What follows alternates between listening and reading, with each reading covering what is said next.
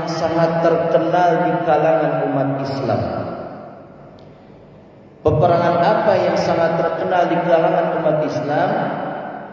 Tidak lain tidak bukan adalah kita bicara tentang bagaimana kemenangan umat Islam dalam peperangan itu, yang kita kenal di dalam sejarah dengan peperangan Badar. Perang apa? Nah, dalam kitab ini ada sebuah judul, ada sebuah kalimat pembuka, Ghazwatu Badril Kubra, perang Badar yang besar. Jadi kalau istilahnya perang yang besar, berarti ini bisa jadi diartikan belakangnya dengan besar itu maknanya adalah diikuti oleh ribuan pasukan, ribuan orang, atau bisa diartikan sebagai kubra itu adalah kemenangan yang banyak, kemenangan yang besar. Oleh karena itu, di awal kisahnya yang menceritakan perang Badar ini, kita harus tahu seberapa nanti jumlah pasukan orang-orang muslim, orang-orang kita, dan seberapa jumlahnya pasukan daripada orang-orang kafir ketika itu. Nah, saudaraku sekalian yang berbahagia, Ghazwatu Badril Kubra hiya al-Furqan, bahwa peperangan Badar, ini perang Badar, dalam kitab ini dikatakan hiya al-Furqan, yaitu adalah bukti. Ini Pak, perang Badar adalah bukti. Kalimat Furqan itu juga dipakai untuk selain nama daripada Al-Quran, atau nama lain daripada Al-Quran, yaitu Al-Furqan. Artinya pembeda kalau di situ. Nah, perang Badar ini artinya adalah bukti. Alladzi a'azzallahu bihil Islam. Katanya, kenapa perang Badar dikatakan bukti? Bukti apa? Bukti yang Allah menyatakan, membuktikan bahwa memuliakan Islam daripada yang lainnya. Islam ditinggikan di perang Badar. Islam itu dimuliakan di perang Badar. Wa rafa'ana, dan Islam itu tinggi panji-panji kemenangannya. Jadi kalau misalkan kita perang, itu pasti ada bendera-bendera. Sempat terkenal waktu itu ada roya dan ini diam khusyuk apa gimana? Khusyuk. Ada roya dan liwa, ya. Itu panji-panji, Pak. Panji-panji umat Islam ketika berperang. Nah, perang Badar ini, Pak, kagak ada panji Islam yang terjatuh. Dan panji Islam itu bendera yang menandakan masih kokohnya sebuah pertahanan. Kalau panjinya sudah jatuh, Pak, benderanya sudah jatuh, berarti itu pasukannya lemah. Nah, dalam perang Badar ini enggak terjadi. Wa tamasa syirka, lalu kemudian menghapus kesyirikan yang ada saat itu. Ini sebuah simbol, Pak. Sebuah simbol kemenangan yang besar, menghapus kesyirikan. Karena kalau umat Islam datang di suatu tempat, maka yang dibawa tidak lain tidak bukan adalah ajaran tauhid. Maka yang namanya tauhid sangat berlawanan dengan kesyirikan, atau orangnya dikenal dengan orang musyrik. Maka orang musyrik akan hilang, maka orang musyrik akan tiada, kembali kepada ajaran tauhid. Nah, Saudaraku sekalian yang berbahagia. Lalu kemudian wa kharraba arkanahu. Wa kharraba ini maknanya adalah menghancurkan. Arkanah kalau dari segi bahasa ini maksudnya, kalau segi bahasa ya, segi bahasa ini arkan itu jamak dari rukun. Arkan berarti rukun-rukunnya. Tetapi ulama menafsirkan kalimat itu dengan hadama asasahu. Hadama itu artinya adalah menghancurkan. Hancurkan apanya? Asasah, pokok-pokoknya, dasar-dasarnya. Dasar-dasar apanya? Dasar-dasar daripada kekuatan pasukan musuh yang berlawanan dengan pasukan Islam ketika itu. Coba.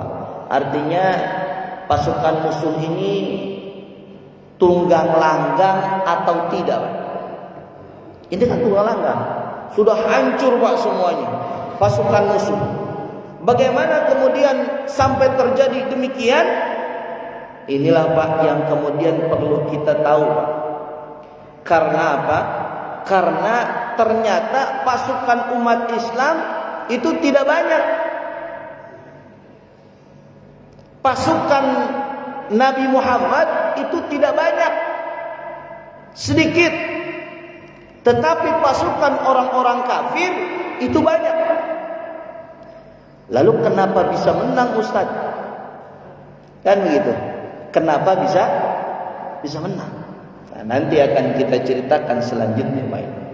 Sebenarnya kisah-kisah ini mungkin sudah sering didengar, tapi harusnya kita resapi, Pak, bahwa kemenangan itu bukan dari jumlah yang banyak, tetapi dari kualitas yang banyak. Saya ulangi, kemenangan itu bukan dari jumlah yang banyak, tetapi dari kualitas yang banyak. Kalau jumlah yang banyak, orang banyak tapi nggak kualitas, itu tidak kemudian membuat kita bangga.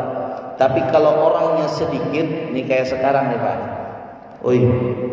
Sekarang ini kan orangnya nggak terlalu banyak ya Pak ya. Insya Allah ini yang hadir pagi hari ini kualitas semuanya, amin.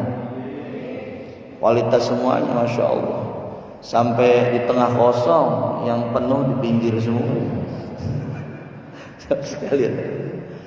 Artinya begini Pak, kalau kita cerita sebuah peperangan yang menang, itu kita ambil pelajarannya. Jangan sebuah cerita itu nggak ada manfaat bagi kita, jangan. Ini perlu kita jadikan ibrah. Dan kita tahu sebab-sebabnya, kita tahu hasilnya, itu menjadi tolak ukur bagi kita. Jangan sampai kalau ada kebaikannya kita lupakan, kalau ada keburukannya jangan sampai kita kerjakan. Itu sebuah kisah juga. Nah, lalu pengarang menjelaskan berikutnya, wasababuha anna ar-rasul kharaja liya'tarid 'iran li Quraisy raji'atan min asy-Syam, bahwa Rasulullah sallallahu alaihi wasallam ini sebabnya Pak, sebab terjadinya peperangan Badar.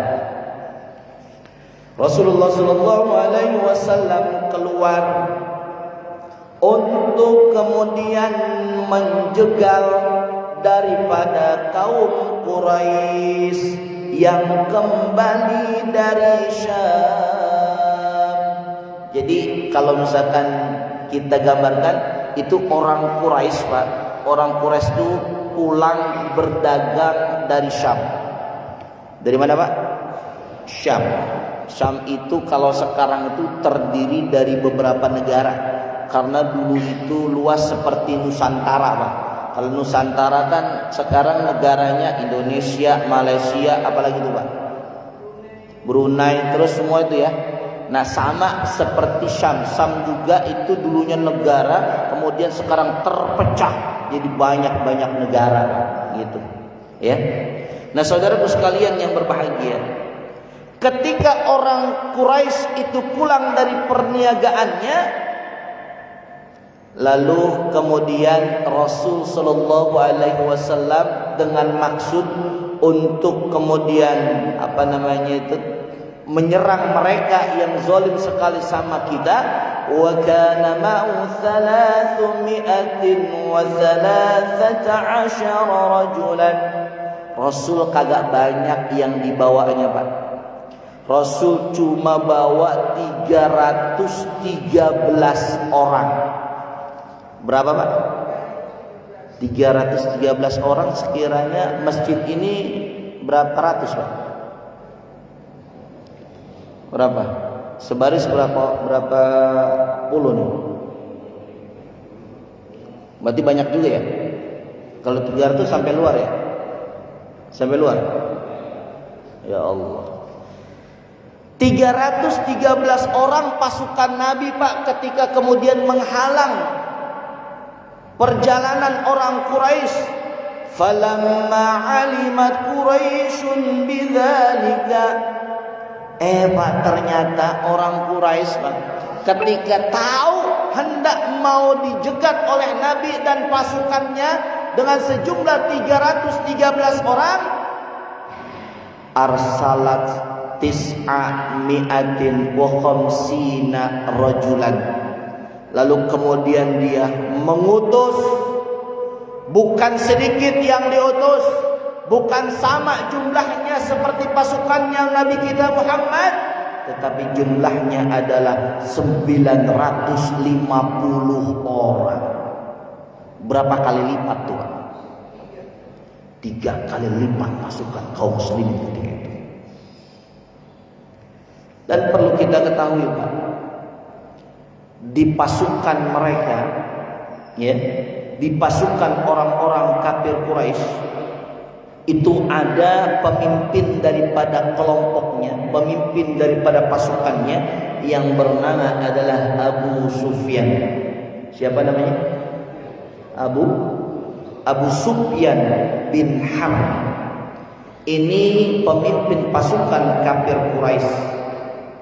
Maka tak kala mendengar Rasulullah membawa pasukan 313, dia mengutus pasukan lebih besar lagi dan mengabarkan kepada orang-orang Quraisy ketika itu.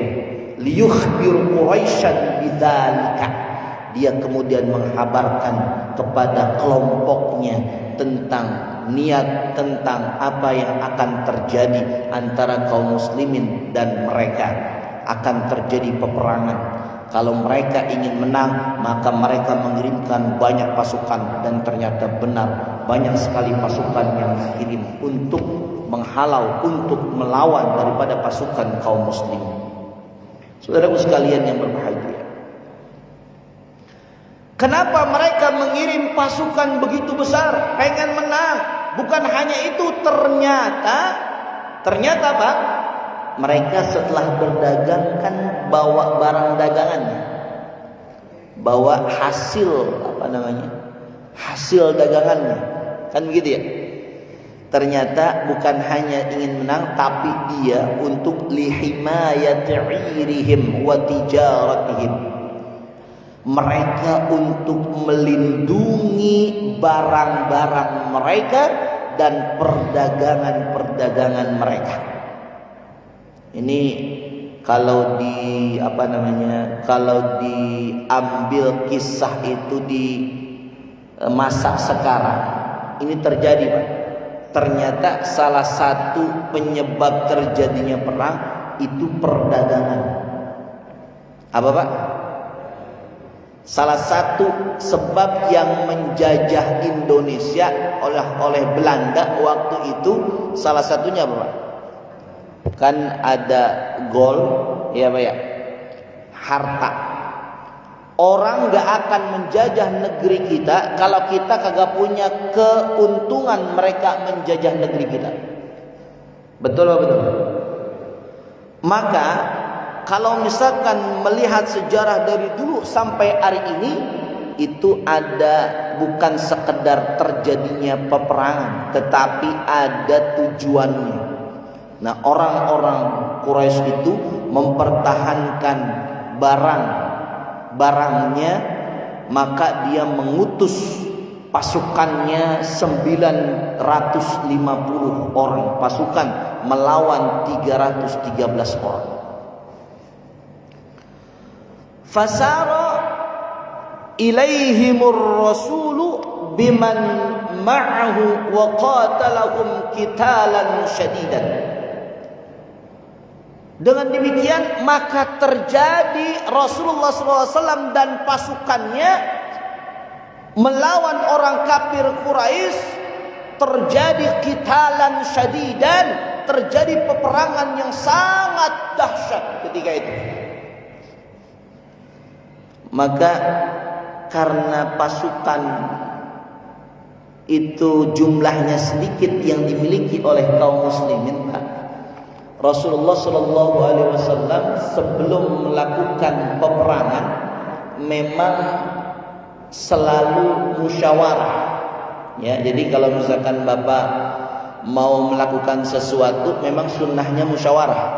Ya, apalagi melakukan peperangan. Nah, Rasul ini sebelum perang musyawarah. Istasyara Rasul sallallahu alaihi wasallam ashabahu.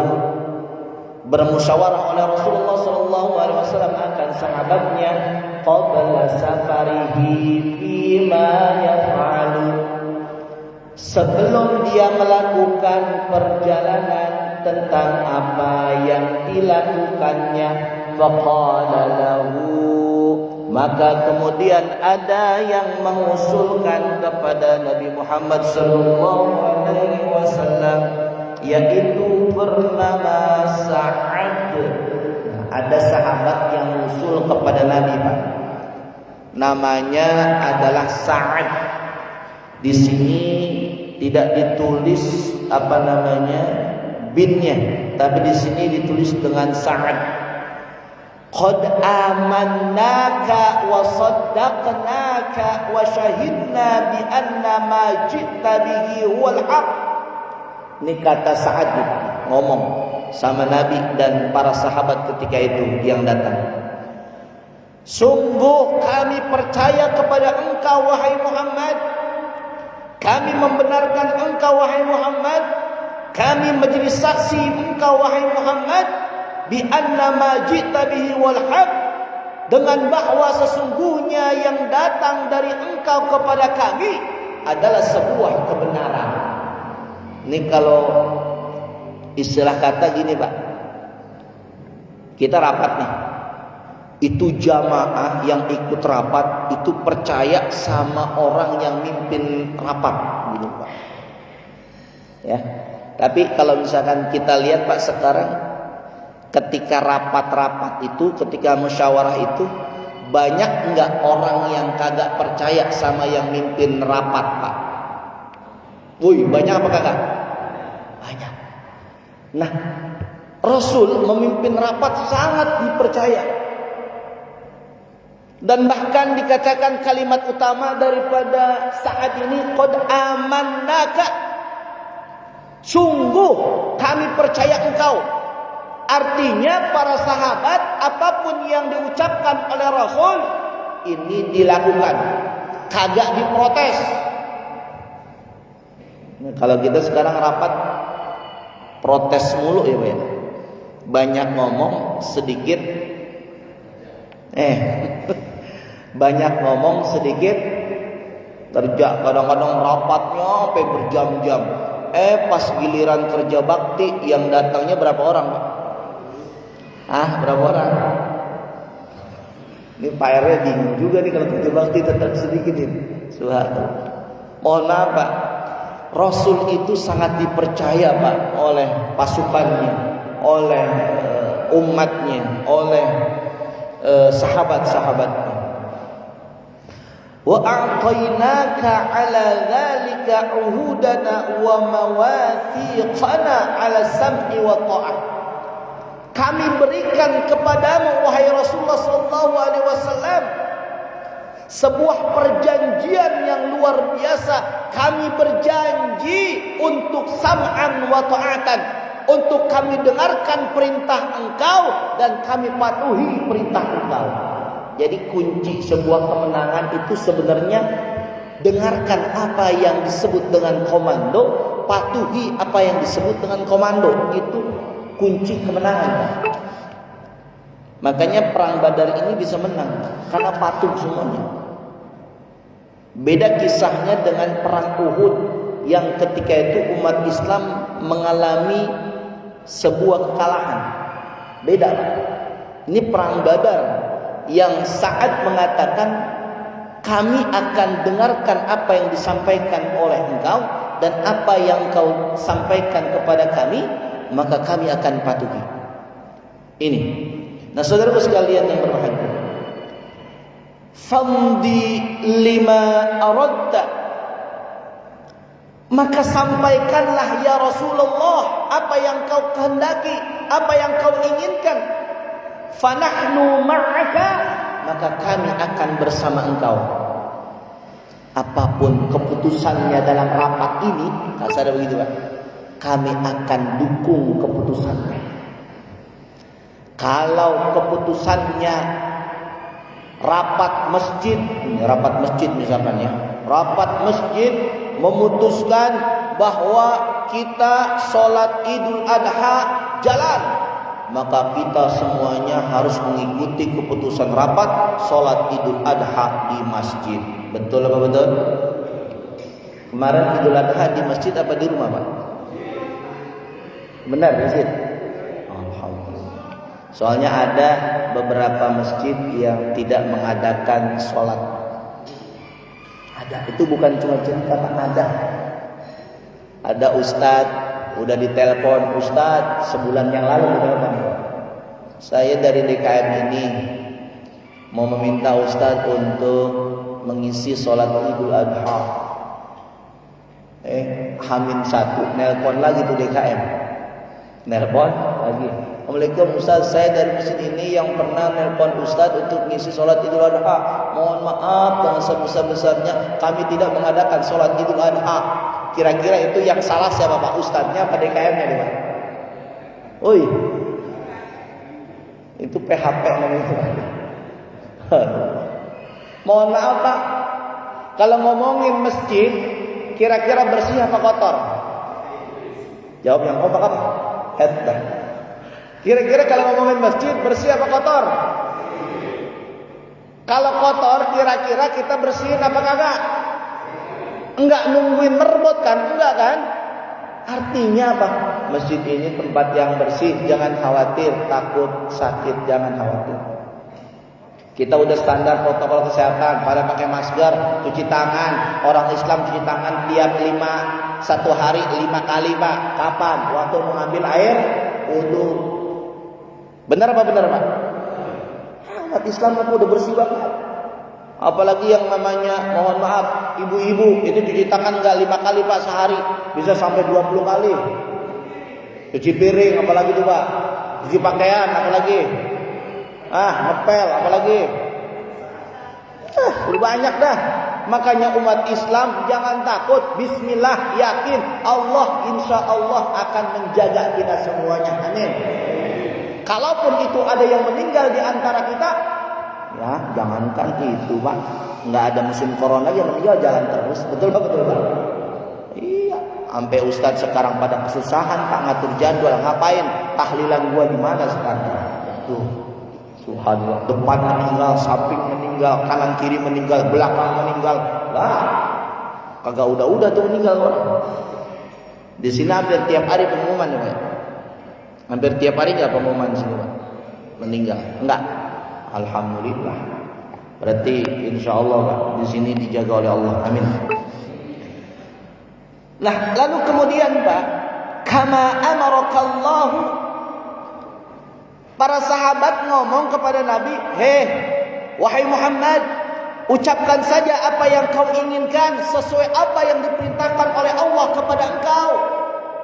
Fanahnu ma'aka, maka kami bersama engkau. Wallahi la naqulu laka kama qalat Banu Israil li Musa. Bapak, ada kisahnya Nabi Musa dan Bani Israil Pak ketika itu. Sahabat Sa'ad ini ngomong, kami enggak akan ngelakuin seperti Bani Israil. Apa yang diucapkan Bani Israel kepada Nabi Musa? Idhab anta wa rabbuka faqatilan inna hahuna qa'idun. Ini ngeselin Pak, orang Israel ini ngeselin. Nabinya dibilang begitu. Apa kata orang Israel? Idhab, pergilah, anta wahai Musa, dan Tuhan engkau wahai Musa, faqatilan, berperanglah. Sesungguhnya kami enggak berangkat perang, kami duduk di sini saja. Tuh kan songong nih umat banyak. Makanya umatnya Nabi Musa di dalam Quran itu digambarkan ghairil maghdubi alaihim walad. Israel itu digelari dengan maghdub. Maghdub itu apa, Pak? Dimarahi, dimurkai. Maghdub. Walad dhalin, dhalin itu adalah orang-orang Nasrani, Pak, orang-orang yang tersesat. Nah, kalau misalkan mereka digelari begitu, pantas. Memang kelakuan mereka sama nabinya begitu. Nah, umat Islam yang dicontohkan oleh Sa'ad tidak begitu. Maka kemudian dikuatkan, walakin, akan tetapi kami akan mengatakan kepada engkau wahai Muhammad, idhab anta wa rabbuka faqatilan, pergilah bersama Tuhan engkau dan berperanglah, inna ma'akuma muqatilun, sesungguhnya kami akan bersama engkau ikut berperang. Takbir. Tidur ini. Ini kalau ngomongin perang kan semangat. Jamaah sekalian yang berbahagia. Jadi para sahabat itu ikut berperang dengan Rasulullah SAW apapun yang terjadi. Fasurrar Rasul sallallahu alaihi wasallam min jawabiha, maka Rasulullah SAW gembira dengan jawaban yang diucapkan oleh Sa'ad dan sahabat-sahabat yang lainnya. Senang ngedengar ungkapan demi ungkapan yang disampaikan oleh anggota musyawarah rapat. Senang Nabi Muhammad, gembira Nabi Muhammad. Fasara bil jais hatta wasala ila ardi sabihati, maka beliau kemudian berjalan pergi dengan pasukannya sampai di suatu tempat yang tandus laisa fiha maun, kagak ada air, Pak, di sana. Jadi Nabi sampai di satu negeri, di satu daerah itu laisa fiha maun, kagak ada air, Pak, sedikit pun. Ini kalau misalkan kita ketemu begini, Pak, setelah ngomong nih, saya akan bersama engkau ya Rasul, saya akan berjuang bersama engkau, di tengah perjalanan kagak ada air, kira-kira kita nyesel apa kagak, Pak? Oi, nyesel apa kagak? Ya kalau ente sih nyesel. Kalau pasukan Muhammad Nabi kita maka nyesel. Contoh misalkan gini, Ustaz udah ngomong nih, Ustaz, Bapak, Ibu, kita ziarah ya, ziarah nih. Kemana? Kita ziarah insyaallah ke Wali Songo gitu kan. Di perjalanan kagak ada air minum, kagak ada snack. Kira-kira Bapak ngerutu nggak sama Ustaz? Woi, wah kalau ngerutu berarti nggak seperti sahabat kan? Ini artinya bahwa ujian demi ujian itu ada, Pak, dari setiap kepatuhan kepada Nabi kita. Ada ujiannya. Fa asbahal muslimuna qitashan. Maka karena emang kagak ada air, Pak, orang Islam, pasukan Nabi Muhammad kehausan. Ba'duhum junubun, sebagiannya ada yang junub, wa ba'duhum muhdisun, sebagiannya ada yang berhadas kecil. Fa arsalallahu alaihim mataran. Ini kabar gembiranya, Pak. Ketika kemudian kaum muslimin haus, mereka banyak yang berhadas kecil ataupun hadas besar. Maka kemudian Rasul mengatakan, maka kemudian kitab ini menjelaskan apa? fa arsalallahu alaihim mataran, Allah menurunkan hujan. Alhamdulillah. Tuh. Jadi kalau Bapak besok misalkan jalan ziarah ke Wali Songo, kemudian kagak ada air, tiba-tiba ada yang ngasih air. Nah begitu Pak jadinya. Allah turunkan hujan Pak ketika kehausan kaum muslimin, ketika mereka banyak berhadas, maka kemudian salamin hulwadi, maka kemudian terbentuklah lama kelamaan terbentuklah danau, lama kelamaan terbentuklah genangan-genangan air. Fasyaribu wa tawaddau wa tasalu, maka kemudian orang-orang kaum muslimin mereka minum, mereka berwudu, mereka mandi. Wa sana'u al-hiyad wa mala'uha, lalu kemudian terbentuklah juga itu genangan air yang cukup besar. Wa mala'uha, dan kemudian mereka memenuhi tempat-tempat minum mereka. Hatta thabatat 'alaiha al-aqdam, sampai mereka kemudian seger kembali. Alhamdulillah. Jadi jangan takut Pak kalau kita istilahnya capek susah dalam sebuah perjuangan, ternyata ada Allah yang akan menolong kita. Ya, ada apa? Ada. Nih Pak, hari ini kita kan banyak berkorban.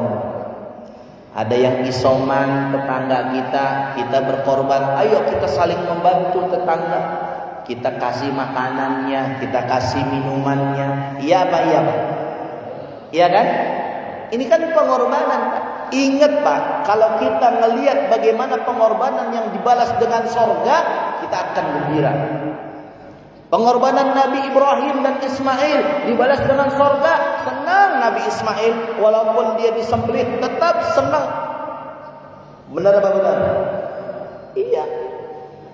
Bagaimana kemudian pengorbanannya Tolhah bin Ubaidillah, beliau syahid tapi senang Pak. Kenapa? Karena sorga balasan. Insya Allah pengorbanan kita di masa pandemi COVID ini juga dibalas dengan surga oleh Allah Subhanahu Wa Taala. Yang meninggal insya Allah syahid. Amin apa Pak? Yang meninggal insya Allah syahid. Kan banyak yang meninggal semua. Banyak. Ada berapa? 3 dikit amat 3. Iya pokoknya ada yang meninggal, kita yakin bahwa mereka adalah min ahlil jannah, termasuk penghuni surganya Allah Subhanahu wa taala. Amin. Ammal musyrikuna fa innal matara wa ala ardhahum hatta saru la yastati'una irtihala. Tapi Pak, hujan yang menjadi rahmat bagi kaum muslimin, hujannya sama Pak. Hujannya sama-sama hujan. Tapi ternyata bagi orang-orang musyrik hujan tersebut akan membuat mereka kesusahan. Wahala ardhahum, mereka akan, apa bahasanya itu apa ya? Wahala itu kayak ini Pak, susah berjalan. Tanahnya itu, istilah kata itu kita nih becek, terus kemudian dibel, apa tuh namanya, kaki yang susah bergerak ketika apa bahasanya, ngedibel apa Pak? Blok, pokoknya susah jalan lah. Kakinya berat kan kita kalau hujan jalan. Kalau sekarang mah hujan gua nggak pernah blok ya Pak. Kalau di perumahan kagak ketemu Pak blok begitu. Kalau di kampung masih ada Pak itu. Apalagi di gang saya itu. Kalau hujan ya Allah, masya Allah. Nah seperti itu Pak. Hujan yang mereka dapati itu akan membuat sukar pergerakan mereka, hatta saru la yastati'una irtihal, sampai mereka tidak bisa melakukan pergerakan sedikit pun. Saking susahnya bergerak. Ya, jumlahnya 950 orang, hujan ngedibel, susah Pak, ribet. Wa misdaqu dzalika qauluhu ta'ala, dan benarlah apa yang disampaikan oleh Allah Subhanahu wa taala di dalam Al-Qur'an, wa yunazzilu 'alaikum minas sama'i ma'an yutahhirakum bih. Kami turunkan Allah turunkan bagi kamu dari langit air yang kemudian mensucikan engkau, wa yudhiba ankum rijza syaitan, dan kemudian menghilangkan daripada setan, waliyarbita ala qulubikum wa yuthabbit aqdamakum, dan ini menyatakan bahwa hujan itu adalah kemenangan bagi kaum muslimin dan kekalahan bagi kaum musyrik. Masya Allah. Maka di sini selain itu wa ayyadallahu muslimina bil malaika, Allah menguatkan kaum muslimin dengan malaikat. Jadi perangnya bukan pasukan yang bentuknya ada doang kelihatan, tapi perang dengan pasukan orang-orang yang kagak kelihatan. Siapa itu? Para malaikat. Malaikat turun Pak di perang Badar. Fanhazamal musyrikun, maka orang-orang musyrik lari tunggang langgang. Wa tabi'ahumul muslimun, lalu dikejar oleh orang-orang Islam. Yaqtulun wa yaksirun, mereka ada yang terbunuh dan ada yang ditawan oleh kaum muslimin. Jumlahnya 300 melawan 900, tapi yang menang 300, karena ternyata ada Allah yang menguatkan perjuangan umat Islam, yaitu diturunkan para malaikat. Faqutila minal musyrikin 70 rajulan, ternyata terbunuh dalam peperangan itu orang musyrik sejumlah 70 orang. Di antaranya yaitu adalah Abu Jahal.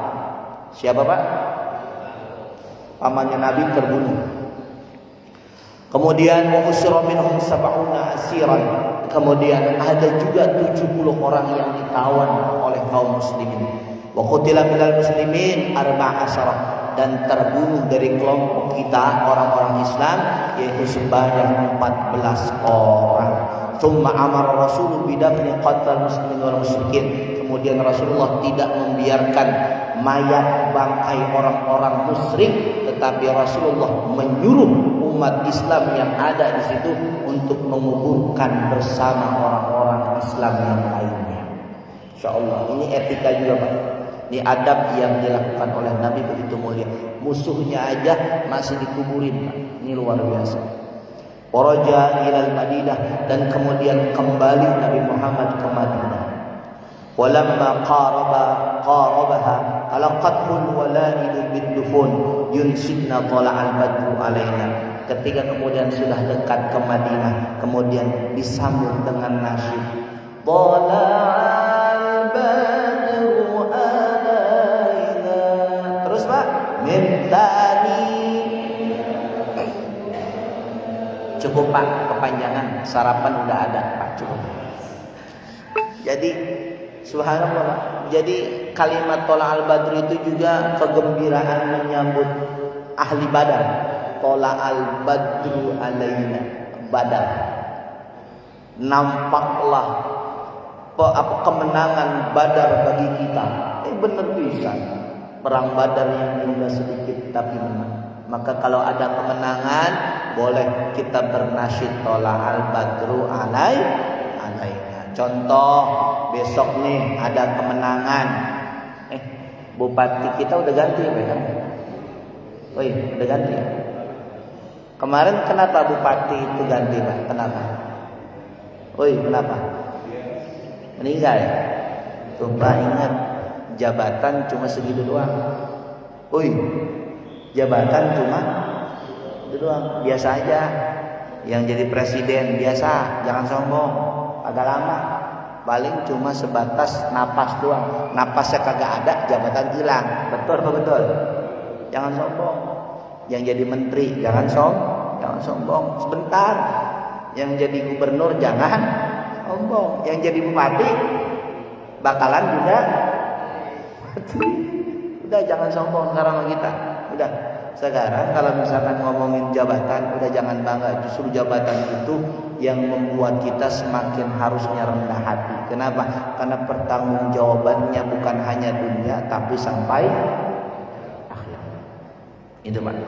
Demikian apa yang dapat kita sampaikan, mudah-mudahan insyaallah dapat memberi manfaat dan kita bisa mengambil pelajaran dari kisah peperangan Badar yang dilakukan oleh Rasul dan para sahabatnya. Amin amin ya rabbal alamin. Baik, Pak, sebelum kita tutup dengan doa, marilah kita bacakan surah Al-Fatihah buat saudara-saudara kita yang sedang sakit, buat almarhum wal marhumah yang kemudian telah mendahului kita semuanya. Semoga ruhnya, arwahnya diterima oleh Allah Subhanahu wa taala. Bil khusus saya minta doa, Pak, buat saudara saya, buat guru saya, buat orang tua saya. Beliau adalah Al-Mukarram wal Mukhtaram Kiai Haji Tengku Zulfikar. Beliau adalah Ketua Umum Pusat Persaudaraan Mubalik-Mubalighah Indonesia. Hari ini beliau dengar kabar semalam itu masuk ke ruang itu dah. Ya, kita doakan. Saya nyebutnya aja gak tega, Pak. Umur beliau itu sekarang kurang lebih 60-an. Kita minta sama Allah di pagi hari yang penuh dengan rahmat Allah ini, semoga Allah sembuhkan beliau dari segala penyakitnya. Terakhir saya itu ketemu beliau di acara menuju hari mertuanya beliau di Jakarta Timur. Dengar kabar beberapa hari yang lalu, sepekan yang lalu, masalah beliau juga masuk rumah sakit. Makanya selalu kami dari persaudaraan Mubalik itu mendoakan untuk kesembuhan beliau. Karena beliau orang soleh, beliau itu bukan cuma ngomong tapi berbuat. Untuk dakwah ini beliau luar biasa pengorbanannya. Bahkan perusahaan beliau itu sumbangsih besar bagi para guru-guru ngaji se-Jabodetabek. Guru-guru ngaji se-Jabodetabek itu beliau yang mengcover. Masya Allah. Mudah-mudahan Allah dengan kebaikan beliau menyembuhkan apa yang dirasa, apa yang sakit pada diri beliau. Amin. Ala hadhihi niyyah wa ala kulli niyyatin salihah. Wa ila hadratin Nabi Muhammad Mustafa Rasulullah sallallahu alaihi wasallam. Al-Fatihah.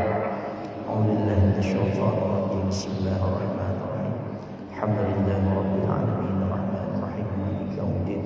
إياك نعبد وإياك نستعين اهدنا الصراط المستقيم صراط الذين أنعمت عليهم غير المغضوب عليهم ولا الضالين. بسم الله الرحمن الرحيم. الحمد لله رب العالمين. اللهم صل على سيدنا محمد. اللهم اغفر لنا ذنوبنا ولوالدينا وارحمنا كما ربونا صغارا ولجميع المسلمين والمسلمات والمؤمنين والمؤمنات الأحياء منهم والأموات. اللهم إنا نسألك رضاك والجنة ونعوذ بك من سخطك والنار. اللهم رب الناس أذهب البأس واشف أنت شافي لا شفاء إلا شفاءك شفاء لا يغادر سقما. اللهم طول أمورنا يا الله في طاعة الله وطاعة الرسول. اللهم انفعنا بما علمتنا وعلمنا ما ينفعنا وزدنا علما نافعا وارزقنا فهما واسعا والحكمة بالصالحين برحمتك يا أرحم الراحمين. ربنا آتنا في الدنيا حسنة وفي الآخرة حسنة وقنا عذاب النار والحمد لله رب العالمين. Sekian, terima kasih. Wallahu ta'ala a'lam bishawab. Wallahu muwaffiq ila aqwamit thoriq. Assalamualaikum warahmatullahi wabarakatuh.